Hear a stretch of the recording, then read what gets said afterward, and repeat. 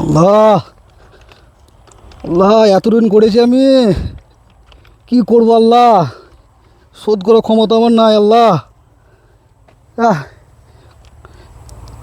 ট্রেনের টাইম হয়ে গেল আল্লাহ, আমি এই জীবন রাখবোই না, জীবন শেষ করে দেবো। আল্লাহ, আমি আর জীবন রাখবো না। আরে ভাই কি ব্যাপার, তুমি এখানে শুয়ে আছো কেন? ট্রেনের টাইম হয়ে গেছে তো। ভাই আমি জীবন রাখবো না। বলো কি ভাই, কেন ট্রেন আসবে ভাই? না ভাই, আমাকে আটকিও না ভাই, আমি আমার জীবন শেষ করে দেবো না ভাই। ঠিক আছে, আমাকে আটকিও না ভাই। ফোনটা করছি। হ্যালো জি, একবার রেল লাইনে এখানে আসেন তো, বাপি ভাই আত্মহত্যা করছে। বলো কি, এখনই আসছি, দাঁড়াও। ভাই আমাকে আটকিও না ভাই, ভাই আমি আটকিও না আমাকে। করতে যাচ্ছে। আরে কি হলো, কি? ওঠো ওঠো ওঠো, ট্রেন টাইম আসবে। কি হচ্ছে, কি দেখেন তো। কি হলো? তুমি আত্মহত্যা করছো কেন? জি, আমি অনেক ঋণ করে ফেলেছি, আমার ঋণ শোধ করার ক্ষমতা আমার নাই, তাই চাই নিজের জীবনকে আমি শেষ করে দেবো। দেখো, এই জান হচ্ছে আল্লাহ রব্বুল আলমিনের দেওয়া, আর আত্মহত্যা মহাপাপ।